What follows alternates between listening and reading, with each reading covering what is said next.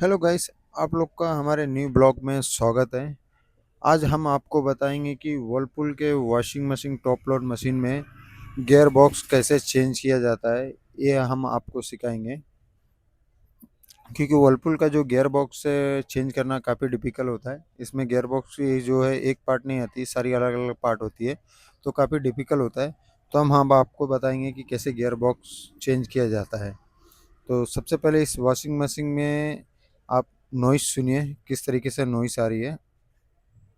हमने अभी washing machine को ऑन किया है और इसको ड्रायर मोड पे रखा है। वॉशिंग मशीन में एक तो वॉश सर्कल में ज़्यादा आवाज़ आती है और एक स्पिनिंग में ज़्यादा नॉइस आने के कारण होता है गियर बॉक्स। तो सुनिए इसकी आवाज़, इस तरीके से आवाज़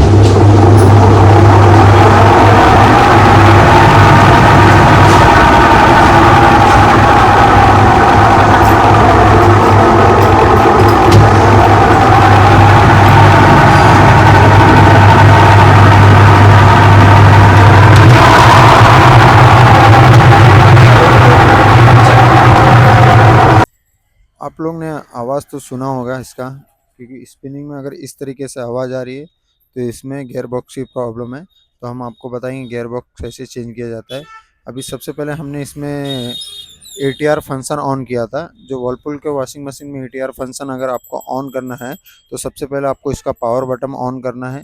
प्रोग्राम के बटन को 2 सेकेंड को होल्ड करके प्रेस करके रखना है। उसके बाद एक्सप्रेस वॉश की बटन को 2 बार प्रेस करना है, तो इसका ईटीआर फंक्शन ऑन हो जाएगा। ईटीआर फंक्शन में आपको 4 ऑप्शन मिल जाता है। सबसे पहले तो इनलेट वाल का सप्लाई मिल जाता है, इनलेट वाल काम कर रहा है कि नहीं। सेकंड ऑप्शन जो है वॉश सर्कल का पता चल जाता है।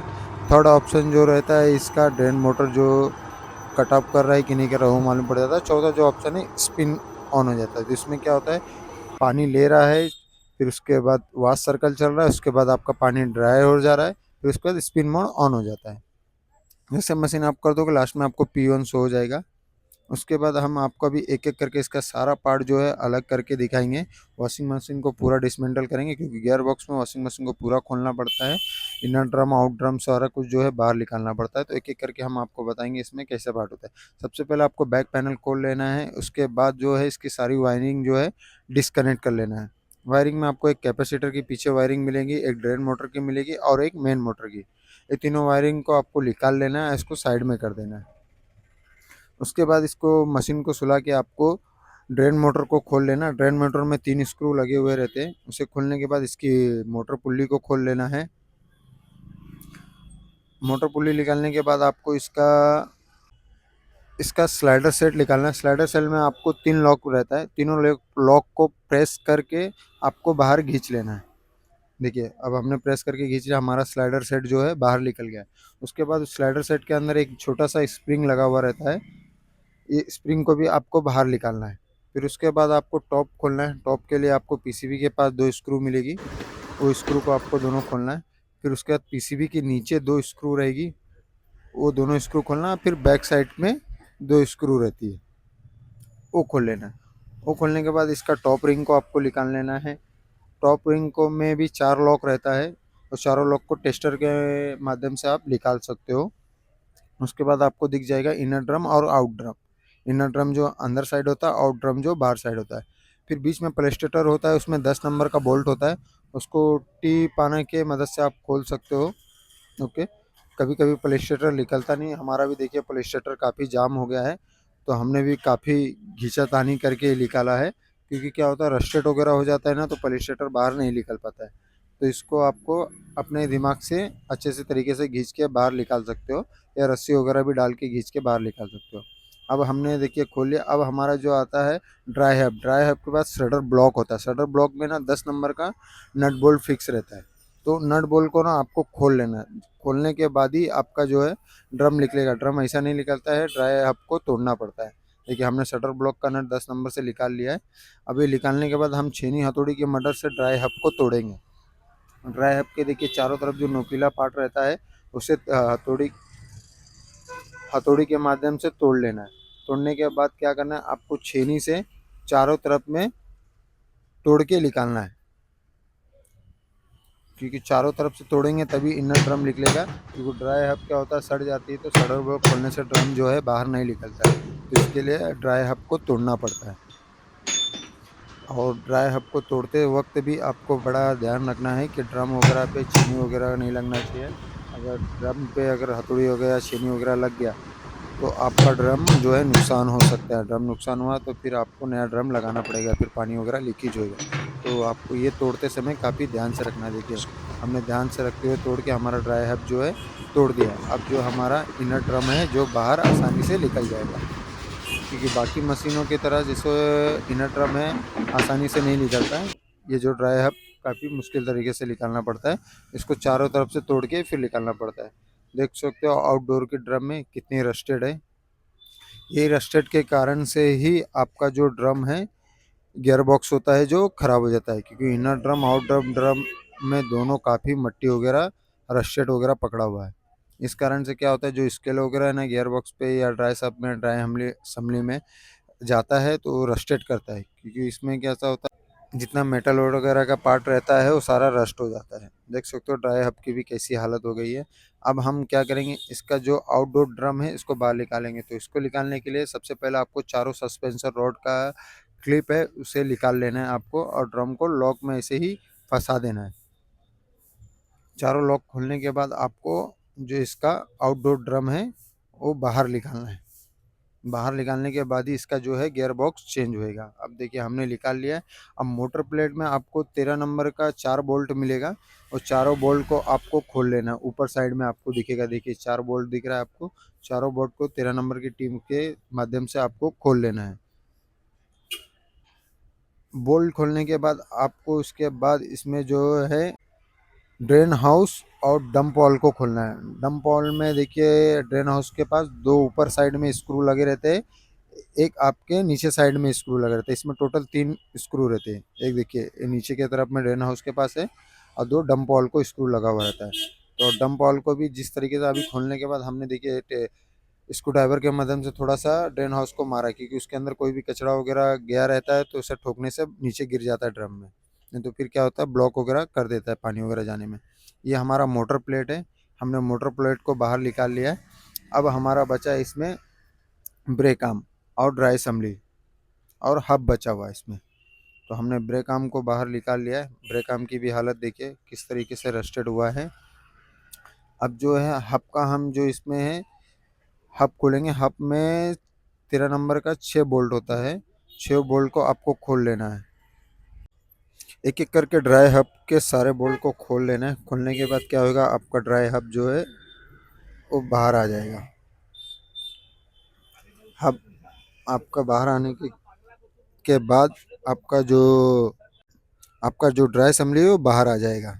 अब देखिए ड्राई असम्बली हब निकल गया बाहर। इसमें क्या होता है, एक ऑयल सील होता है और एक बेरिंग होता है और ड्राई असम्बली होता है। अब ये जो ड्रम है हमारा अलग हो गया है। अब इसको हम ठोक के जो ड्राई असम्बली को है बाहर निकालेंगे। अब इसके अंदर बचता है एक तो ऑयल सील, दूसरा है बेरिंग। अब इस बेरिंग को भी हम बाहर निकालेंगे। बेरिंग देख सकते हो कितना रस्टेड हो चुका है, क्योंकि पानी जाने से क्या होता है बेरिंग रस्टेड हो जाता है। ये इसका है ब्रेक आर्म। ब्रेक आर्म क्या काम करता है, जब स्पिनिंग में आप मशीन को बंद करते हो तो ब्रेक लगा के ड्राई असम्बली को मशीन को रोकता है। ये होता है इसका ब्रेक आर्म। ब्रेक आर्म भी बैठाने के हब में देखिए 3 ऑप्शन रहता है, 3 नोब दिया रहता है। उसमें से एक जो नोब रहता है अलग तरीके से रहता है। ये देखिए ड्राई असम्बली भी काफ़ी इसका ख़राब हो चुका है, क्योंकि वॉश में भी आवाज़ आता था। अगर वॉश में आवाज़ आ रहा है आपका तो आप ड्राई असम्बली चेंज कर सकते हो। अगर वॉश में अगर लगता है आपको आवाज़ नहीं आ रहा है, सिर्फ स्पिन में ही आवाज़ आ रहा है, तो आपका ड्राई असम्बली बचता है। बट आपको चेंज करने से ये फ़ायदा है कि आपका रिपीट सेक्शन है जो वो नहीं आता है।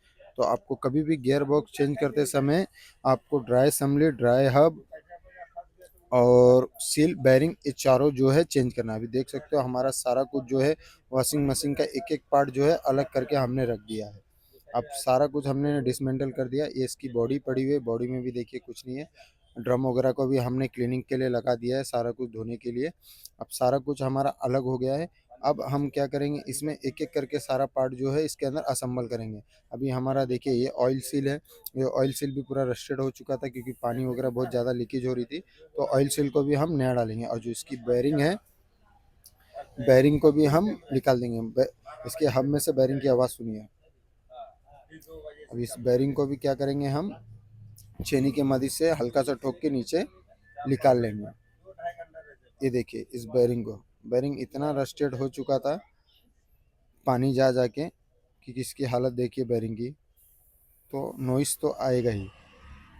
तो काम करते समय आपको एकदम ध्यान से करना है, प्रॉपर्ली अच्छे से क्लीन वगैरह करके, और सारा पार्ट वगैरह जूनियर्स डालना है इसमें गियर बॉक्स में। अगर आप कॉपी माल वगैरह डालोगे तो फिर से आपकी प्रॉब्लम आएगी और फिर इसके अंदर ईवी वगैरह एरर आती है। तो हम देख सकते हो सारा कुछ जो पार्ट है इसका वर्लपुल का इंजीनियर्स यूज करेंगे। ये इसका ऑयल सील है और ये बेयरिंग है। हमारा जो बेयरिंग का पैकेट है वो काफ़ी रस्टेड हो गया, बैग में रख रख के। बेयरिंग जो है पूरी की पूरी नई है। तो चलिए एक एक करके हम पार्ट जो है इसके अंदर असेंबल करेंगे। सबसे पहले हम जो इसके हब के प्लेट में इसमें ग्रीसिंग लगाएंगे। ग्रीस इसके लिए लगा रहे हैं क्योंकि जो बेयरिंग है वो अच्छे तरीके से अंदर एक झटके में प्रेस हो जाना चाहिए। तो बेयरिंग को देखिए चारों तरफ में प्लेट में लगाने पे एडजस्ट कर लेना है। फिर उसके बाद क्या करना है, आपको छेनी से हल्का हल्का सा ठोक लेना है चारों तरफ से। आपका देखिएगा अगर चारों तरफ से लेवल हो गया है तो इसके ऊपर अब जूना वाला बेयरिंग रख के आपको एक झटके में ठोक देना है। ये देखिए हमने एक झटके में ठोक दिया, हमारा बेयरिंग जो है उसके जगह पे प्लेट में बैठ गया है। हम प्लेट में बैठने के बाद अगर आपका ऐसा काम सक्सेस होता है तो बेस्ट। अभी नॉइस इसकी सुनिए, एकदम स्मूथ चल रहा है। आपका बेयरिंग एकदम स्मूथ रहेगा तो नॉइस थोड़ा भी नहीं आएगा। अब क्या करेंगे, हम बेयरिंग के ऊपर ना सारा कुछ ग्रीस लगाएंगे।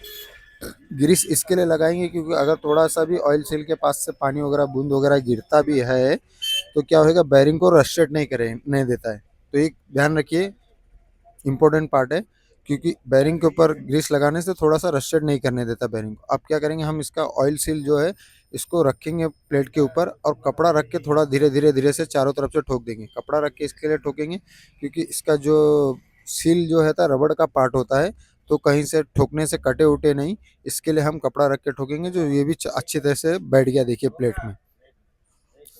तो ये सब आपको ध्यान रख के ही काम करना है।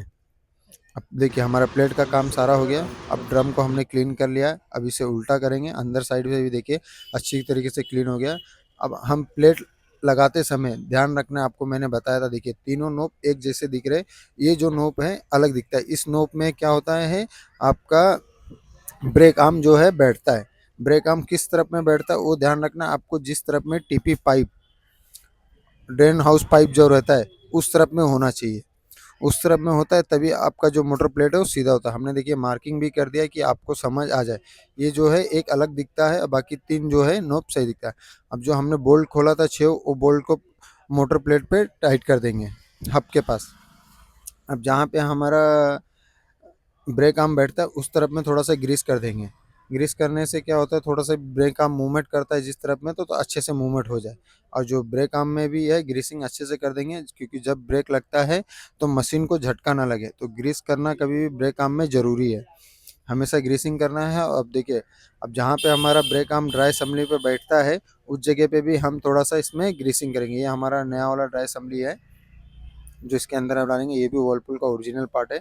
अब देखिए हम थोड़ा थोड़ा इधर पे भी ग्रीसिंग कर देंगे क्योंकि ब्रेक लगने पे मशीन को झटका नहीं होना चाहिए। क्योंकि देखिए कभी कभी क्या होता है, मशीन ब्रेक लगता है तो झटका आता है। तो इस तरह से आपको ग्रीस लगाना। और देखिए हमने नीचे की तरफ में ड्राई असेंबली में इसके लिए ग्रीस लगाया। इस तरफ में क्या होगा, मोटर प्लेट बैठेगा। मोटर प्लेट बैठेगा तो एक झटके में चले जाना चाहिए, इसके लिए हल्का सा हमने ग्रीस लगाया। अब ड्राई असेंबली को हमने हल्का सा रख दिया है। रखने का कारण यही है कि अब थोड़ा सा हम ब्रेक आर्म के पास इसको लगा देंगे। लगाने के बाद नीचे से क्या करेंगे, हथौड़ी की मदद से नीचे सपोर्ट देंगे। सपोर्ट इसके लिए देंगे क्योंकि हमको ऊपर से मोटर प्लेट को बैठाना है। मोटर प्लेट को क्या करना पड़ता है, प्रेस करना पड़ता है नीचे की तरफ के। इसके लिए ड्राई असेंबली के पास में हमें हथौड़ी लगाना है। अगर आप नहीं लगाओगे तो क्या होगा, ड्राई असेंबली नीचे बैठ जाएगा तो मोटर प्लेट जो है खांचे में नहीं फंसेगा। इसके लिए आपको क्या करना है, नीचे ड्राई असेंबली के पास हथौड़ी का सपोर्ट लगाना है। हथौड़ी का सपोर्ट लगाने के बाद क्या होगा, आपको मोटर प्लेट जो है नीचे प्रेस करना है ड्राई असेंबली में। अब देखिए हम दोनों हाथ से, एक लेफ्ट साइड एक राइट साइड हाथ से रख के मोटर प्लेट को जो है धीरे-धीरे हल्का-हल्का प्रेस करेंगे। प्रेस करने पे क्या होगा, जो हमारा ड्राई असेंबली में बेयरिंग जाके फँस जाएगा। फँसने के बाद क्या होगा, देखिए हमारा चारों बैठ गया। अब क्या करेंगे, हम हथौड़ी जो नीचे लगाए है उसे हटा देंगे। सबसे पहले हम इसको सही दिशा में लगाएँगे मोटर प्लेट को। उसके बाद जो इसके ऊपर की स्प्रिंग होती है, स्प्रिंग को भी लगाने का सही टेक्निक है। पहले हमने दिखाया जिस तरीके से स्प्रिंग प्यार से जा रहा है तो उस तरफ से नहीं लगाना है, जिस तरह से थोड़ा सा हार्डली होता है उस तरफ से लगाना है, क्योंकि स्प्रिंग जो है बाहर नहीं आना चाहिए, स्लाइडर्स को बाहर नहीं फेंकना चाहिए। प्रेस करा तो ब्रेक आर्म जैसे लगता है तो स्लाइडर को घिसता है वो। अब देखिए हमने हथौड़ी को लिखा दिया, मोटर प्लेट बैठा दिया है। अब इसके अंदर क्या करेंगे, हम बोल्ट को धीरे-धीरे हल्का-हल्का, चारों बोल्ट को धीरे-धीरे हल्का-हल्का टाइट करेंगे, पूरा टाइट नहीं करना है अभी, आपको बाद में करना है। अभी सिर्फ़ आपको चारों बोल्ट को हल्का-हल्का सा टाइट करना है। अब हम इसका क्या करेंगे, स्लाइडर बैठाएँगे। स्लाइडर का आपको चारों लॉक दिख रहा है, चारों लॉक में आपको बैठाना है। सबसे पहले एक देखिए ब्रेक आर्म का लॉक रहता है, उस तरफ में स्लाइडर बैठता है और फिर हल्के से चारों लॉक में प्रेस कर देना है। ये देखिए, हमारा जो है स्लाइडर है पुश हो रहा है, क्योंकि वो स्प्रिंग की मदद से पुश होता है। क्योंकि क्या होता है, ड्राई असेंबली थोड़ा अप डाउन होता है तो स्लाइडर को ऊपर-नीचे करता है। अब हमने पुल्ली बैठा दिया, अब पुल्ली में जो 13 नंबर का बोल्ट है, वो लगाएँगे। वो लगाने के बाद पुल्ली को 3 पाना से टाइट कर देंगे। अब क्या करेंगे, जो हमने बोल्ट लगाया था चारों मोटर प्लेट को, वो टाइट कर देंगे एक-एक करके। आपको क्या करना है, चारों आमने-सामने की नट सबसे पहले टाइट करना है। आमने-सामने की नट इसके लिए टाइट करना है कि लेवलिंग जो है चारों तरफ से अच्छे से टाइट हो जाए। अब देखिए, अब हम क्या करेंगे, इसका जो डंप वॉल है उसे टाइट करेंगे। डंप वॉल को आपको देखिए लॉक में पहले ब्रेक आर्म में फँसाना है, उसके बाद थोड़ा-सा खींच के नट को टाइट करना है। जो आपका डंप वॉल का ऊपर साइड में आपको मैंने पहले ही बताया है, 2 नट होता है डंप वॉल में और एक नीचे साइड में नट होता है। अब इसका हम तीनों नट को फिक्स करेंगे। फिर हम इसका सस्पेंसर रॉड भी देखा, काफ़ी रस्टेड हो चुका था, तो हमने कस्टमर को अवॉइड किया है। इसका रॉड भी काफ़ी रस्टेड हो गया है। बाद में क्या होगा, ये स्पिनिंग में जो होएगा अनबैलेंस का एरर आएगा, क्योंकि सस्पेंसर रॉड वगैरह भी रस्टेड होता है तो अनबैलेंस होता है। अब इसका पुल्ली में हमें थोड़ा-सा ना नॉइस लग रहा था, तो हमने क्या किया, पुल्ली को एक बार चेक किया रूटिंग करके। रूटिंग करके आपको घुमा के देखना है कि कोई नॉइस वगैरह तो नहीं आ रहा है स्लाइडर वगैरह का, क्योंकि स्लाइडर वगैरह में भी नॉइस आता है, वो अच्छी तरीके से नहीं बढ़ता। हमें भी हल्का-सा महसूस हुआ नॉइस, तो हमने क्या किया, फिर से पुल्ली को खोला और स्लाइडर में ग्रीसिंग किया। ग्रीसिंग करने से क्या होता है, जो स्लाइडर में थोड़ा बहुत फंगस वगैरह रहता है वो निकल जाता है, कचरा वगैरह रहता है। तो हमने फिर से पुल्ली को बैठा के एक बार फिर से घुमा के चेक किया। अब उसमें कोई नॉइस वगैरह नहीं आ रहा है, क्योंकि ड्राई असेंबली को क्या होता है, ब्रेक आर्म जब घिसता है तो ड्राई असेंबली को वो घुमाता है, तो उसमें कोई नॉइस वगैरह नहीं आना चाहिए। अब हम क्या करेंगे, इसका ड्रेन मोटर फिट करेंगे। ड्रेन मोटर भी फिट करते समय आपको ध्यान देना है, इसमें ड्रेन मोटर में लॉक आता है और लॉक को आपको बैठाना काफ़ी ज़रूरी है। ब्लू कलर का आप लॉक देख रहे हो, ये ड्रेन मोटर के क्लिप में बैठाना ज़रूरी है, क्योंकि ड्रेन मोटर क्या होता है, जब ब्रेक आर्म घिसता है तो क्लिप को बाहर फेंक देता है। तो आपको ध्यान रखना है, वो ब्लू वाला क्लिप बैठाना काफ़ी ज़रूरी है। ड्रेन मोटर में भी आपको 3 स्क्रू आता है, तीनों स्क्रू आपको फिट कर देना है। ये देखिए हमने अभी फिट कर दिया है ड्रेन मोटर। क्या होता है, जब ड्रेन मोटर ऑपरेट होता है तो ब्रेक आर्म को घिसता है। घिसने के कारण क्या होता है, लॉक में से जो पट्टी होती है ना वो निकल जाती है, तो ब्लू वाला लॉक लगाना काफ़ी इम्पोर्टेंट है। तो आपको वो सब देख के ही सारा काम करना है। ये देखिए हमारा गियर बॉक्स का सारा काम जो है कंप्लीट हो गया है। ऊपर मोटर प्लेट में आप देख सकते हो, सब कुछ अच्छी तरीके से हमने फिटिंग कर दिया है। ये जो काम है अच्छी तरीके से होना चाहिए आपका, और प्रॉपर्ली ध्यान से आपको करना है, क्योंकि देखिए हमारे वीडियो के माध्यम से अगर आप ये काम करते हो तो आपको कोई प्रॉब्लम नहीं आएगा, क्योंकि हमने आपको डिक टू डिक एक-एक करके सारा पार्ट इसमें असेंबल करके दिखाया है, क्योंकि सारा काम जो है ये अच्छी तरीके से होना चाहिए आपका गियर बॉक्स में। क्या होता है, गियर बॉक्स फिटिंग करने के बाद उसके बाद नॉइस वगैरह नहीं आना चाहिए, सारा काम अच्छे से होना है। देखिए हमारा ड्रम वगैरह भी हमने अच्छी तरीके से क्लीन कर दिया है। आपको लगता रहेगा थोड़ा सा ऊपर रस्टेड वगैरह है, बट क्या होता है, ज़्यादा रस्टेड होता है वो निकलता नहीं है। हमने फिर भी इसको जेट मशीन से प्रेशर से साफ़ किया है, हमारा निकल जाए। अब देखिए इसमें सडल ब्लॉक की बारी होती है हब में। हब में क्या होता है, एक सडल ब्लॉक होता है जो ड्राई असेंबली को फंसता है। सडल बोल्ट में आपको मैंने दिखाया था, ये 10 नंबर का बोल्ट होता है। इसे आपको हल्का सा हब में टाइट करना है। बस टाइट करके उसको सपोर्ट देना, उसमें फिट करना है। ये क्या होता है, इस ड्राई असम्बली में जाके फंसता है जो शटर ब्लॉक है। अब क्या करेंगे हम, इनलेट ड्रम में जो हब को फिटिंग करेंगे। फिटिंग करने के समय भी आपको देखना है हब को एक लॉक में फंसता है, ये लॉक में फंसना काफ़ी ज़रूरी है। अब इसका जो हमारा 6 बोल्ट है 8 नंबर का, वो बोल्ट को हम फिट करेंगे। इसमें सारा कुछ जो है 8 नंबर का बोल्ट फिट होता है। इसको भी आपको चारों तरफ के थोड़ा थोड़ा करके चारों तरफ से आपको अच्छे से फिट करना है और फुल टाइट करना है आपको।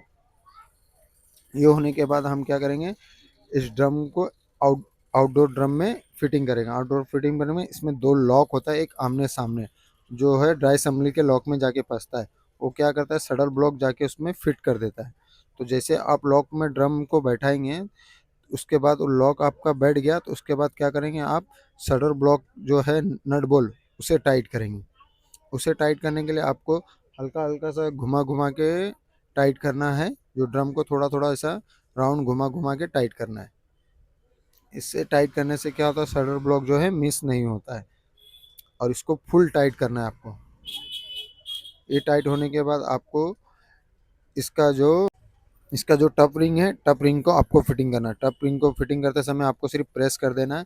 उसके बाद इसका जो एजिकेटर है, एजिकेटर को भी आपको फिट कर देना है, क्योंकि ड्रम का आपका पूरा काम हो गया। इसमें एजिकेटर में 10 नंबर का बोल्ट होता है, उसे आपको टाइट कर देना है। ये होने के बाद आपका पूरा वर्क हो गया। अब इसके बाद हम इसे क्या करेंगे, इसका टॉप है जो टॉप इसके अंदर फिटिंग करेंगे। टॉप फिटिंग करते समय एक पीछे प्रेशर का पाइप होता है और वायरिंग होता है, उसको आपको बैक साइड से पीछे निकाल लेना है। उसके बाद क्या करना है, सबसे पहले इसका प्रेशर जो पाइप है, प्रेशर वॉल का पाइप, इसे आपको फिटिंग करना है। इसे आपको ड्रम में फिट करने के बाद एक लॉक होता है छोटा सा, लॉक में फिट कर देना। उसके बाद एक प्रेशर पाइप को ड्रम में एक लॉक टाइप में दिया रहता है, चारों तरफ में आपको उसको फंसा देना है। नहीं तो क्या होता है, स्पिनिंग में जब मशीन चलता है तो प्रेशर पाइप का आवाज़ आता है, तो लॉक में फंसाना ज़रूरी है। अब उसके बाद हम सारा वायरिंग का काम करेंगे। वायरिंग का काम में आपको 3 वायरिंग मिलती है इसमें। एक वायरिंग होती है जो इसकी कैपेसिटर की होती है, 2 वे कैपेसिटर इसे बोला जाता है, उसमें हम फिट करेंगे। दूसरा रहता है इसका मेन मोटर का आता है। उसके बाद आता है ड्रेन मोटर का। 3 वायरिंग होता है, और ये वायरिंग को आपको मोटर प्लेट में अच्छे तरीके से टाई के मदद से बांधना है, नहीं तो फिर आपको वायरिंग भी कटने का चांस हो सकता है। एक जो है मोटर को वायरिंग जो आता है ड्रम में बांधा जाता है। उसके बाद 2 टाई लॉक से आपको नीचे मोटर प्लेट में बांधना रहता है। ये सब काम आपको ज़रूरी है करना, नहीं तो क्या होता है, स्पिनिंग में मोटर जब घूमता है स्पिन के वक्त, जब मशीन रुकता है झटके से, तब क्या होता है, कैपेसिटर वगैरह का वायरिंग वगैरह टूटने का चांस होता है। तो इसे आपको टाई लॉक वगैरह से अच्छी तरीके से बांध देना है। ये देखिए हमारा काम हो गया है, नीचे का भी सारा कुछ वायरिंग वगैरह लगा दिया। अब जो ड्रेन हॉस है, इसमें 2 स्क्रू होता है, उसे भी फिट कर देना है। उसके बाद जो है बैक पैनल है, उसे फिट कर देना है। और नीचे का रेड मैक्स वो है, वो लगा देना है आपको। ऊपर का टॉप का 2 स्क्रू उसे फिट कर देना है। अब बैक पैनल का 4 स्क्रू आता है, वो तो आप सभी को मालूम रहेगा। चारों स्क्रू को आपको टाइट कर देना है। ये होने के बाद हम जो है टॉप की जो फिटिंग है वो हमारी बाकी है, तो टॉप की फिटिंग हम करेंगे। जो उसके बाद पीसीबी के पास का 2 स्क्रू है, उसे पहले टाइट करना है। उसके बाद पीसीबी का पैनल आपको बैठाना है। पीसीबी भी देखिए इसमें वर्लपुल में 2 आता है। एक तो आपका मेन पीसीबी होता है, सेकंड दूसरा यूआई बोर्ड होता है जो टच पैड का काम करता है।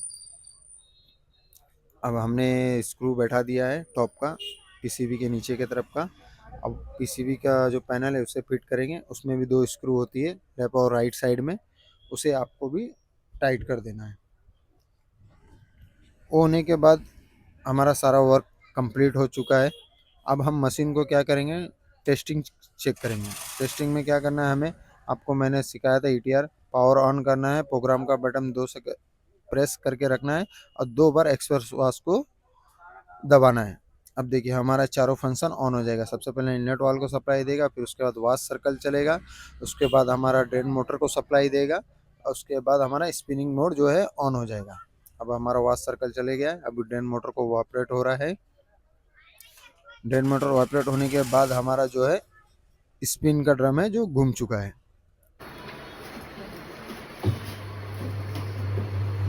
अब इसकी आवाज़ सुनिए, एकदम स्मूथ घूम रहा है, एकदम मक्खन की तरह। स्पिनिंग में इस तरीके से ही आपको मशीन घूमना चाहिए। अभी थोड़ा आपको आवाज़ सुनाई देता रहेगा।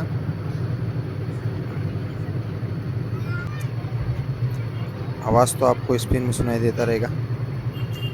ये काम होता है परफेक्ट गियर बॉक्स का। इसी तरीके से हम आपको नई नई जानकारी देते रहेंगे फ्रिज और वॉशिंग मशीन पे। आप लोगों ने हमारी वीडियो को चैनल को सब्सक्राइब नहीं किया है तो प्लीज़ सब्सक्राइब कर दीजिए और इसी तरीके से लाइक और फॉलो भी करते रहिए। हम आपको नई नई जानकारी देते रहेंगे। फ्रिज मास्टर को सब्सक्राइब करना ना भूलें। प्लीज़ सब्सक्राइब करते रहिए, फॉलो करते रहिए। Thank you.